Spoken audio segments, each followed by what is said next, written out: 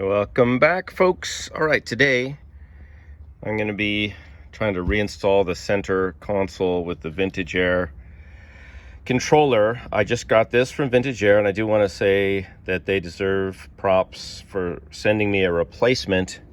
I want to show you something too about the old one that is broken, that's different from the new one. But I also want to show you something that I didn't notice before, which is in the instructions. Yes, the installation instructions, they say to place these two washers. Now you get two of these washers, and there's two screws, two panhead screws you're going to put in. Now you would think that because there's two places to screw this in, that you'd put the washer and the screw in each one, but you don't. You put two of the washers on the side right there, and then you screw these in. So the only spot where you put the washers is here, not up here, and then not here because there's no hole there to screw it in. Anyway, so let's do that. Let's try it and see if it actually fits. I had trouble with the old one fitting. That's why I ended up mangling it. So let me show you what I'm talking about now. So I actually I made these holes bigger. I really mangled this thing to try to get it to line up with the opening. I eventually got it to line up with the opening, but then it broke. Like, this thing's completely broken. But let me show you something that's interesting. I think it's odd. And that is, see these nuts. Now I haven't touched these.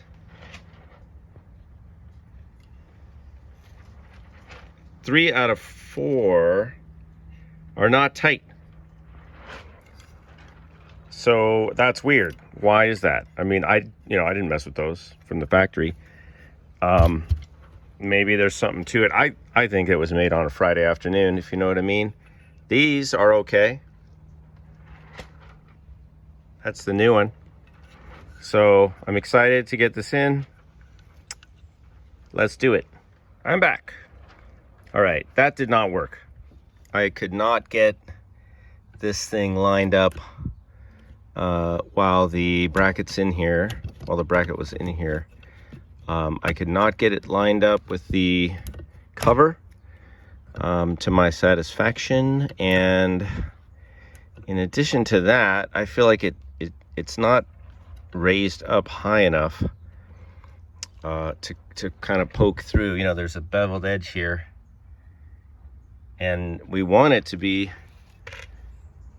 aligning and, you know, coming up a little bit through this opening. So what I think is a better idea is to put a little bit of foam underneath these 3 spots, and then actually I'll put the foam down, and I'm just going to hold, and maybe I'll temporarily tape the control panel in here.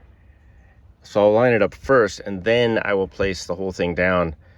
Because the thing is, you guys, once this cover is bolted down, I mean, this control panel is not going anywhere. It's just going to be sandwiched in between this plate, which incidentally will also be bolted down, but the plate is going to be, you know, one slice of bread. This is the filling, and that's the other slice of bread. So it's not going anywhere. And then I can, you know, I can move it around, or it can move around and be lined up wherever it needs to be. So that's what I'm going to try, and we'll see how that works. Let me show you what's happening.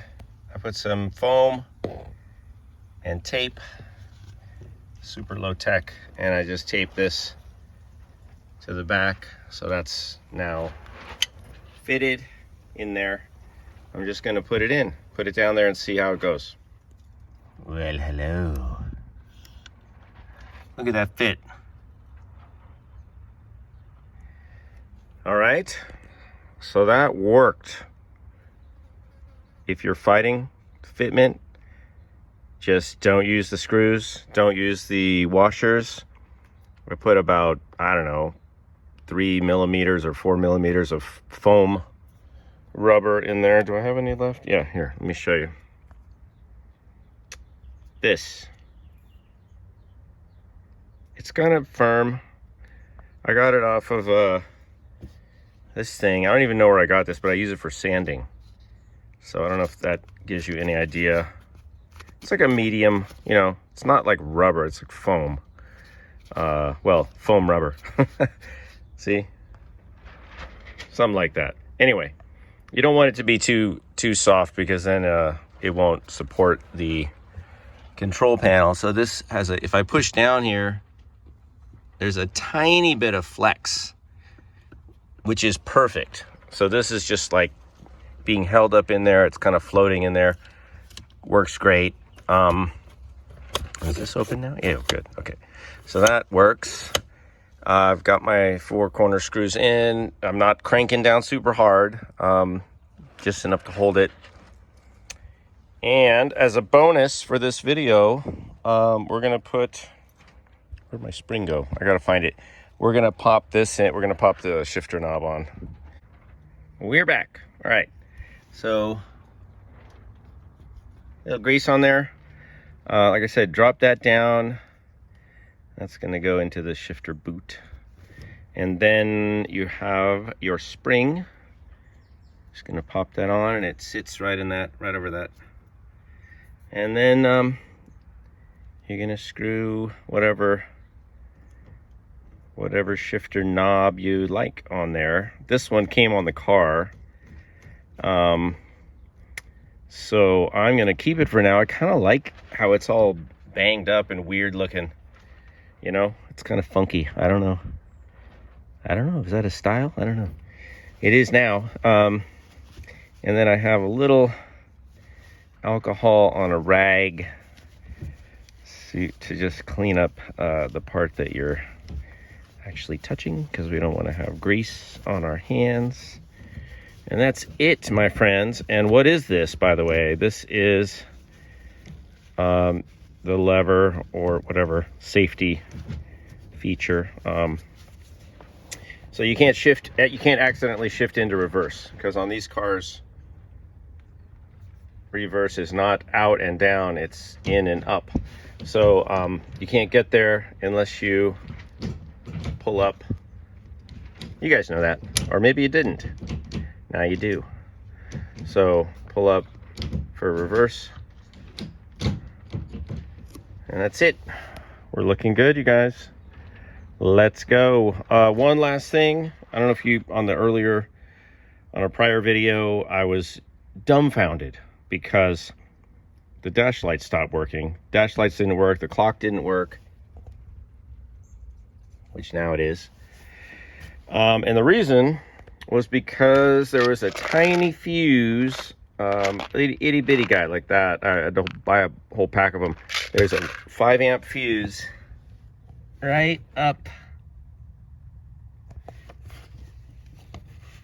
It goes right in there. That little guy right there. Right?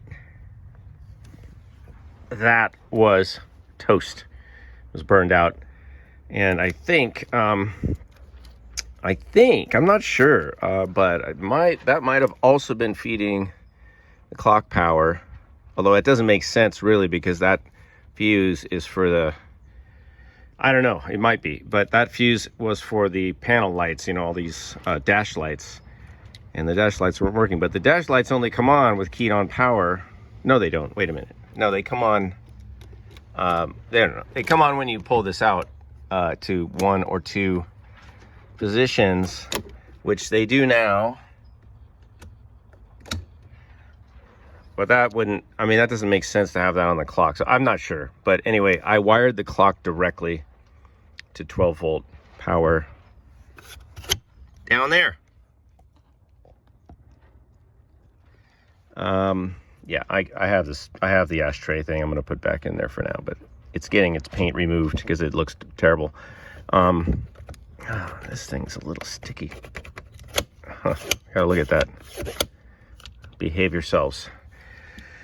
Anyway, that brings us up to date. FYI, that fuse, the little tiny fuse, was a 5 amp, and I put in a 7.5 amp. because I also was taking power. Let's see if I can show you guys. Yeah, it's not coming on right now, but I was taking power for the Vintage Air. I think I need to have the key in for this. I was taking power for the Vintage Air light, because these all light up when you power the dash lights. So I spliced in. I thought maybe that was drawing a little much, but I kind of don't think that, because I replaced all these bulbs with LEDs. So the power draw should be even lower than stock. So I'm not sure. Anyway, I don't care. It all works now. Next step is cramming, because I got to cram it in. I got to smash those two air ducts for the AC. I'm just got to push this back, right? I've got about that far to go. It'll go. I have to be careful, because, you know, this can break right here really easy, but so I'm just pushing from a lower position. But if I push hard enough, I can get, I think I can get it to line up. I don't have that far to go.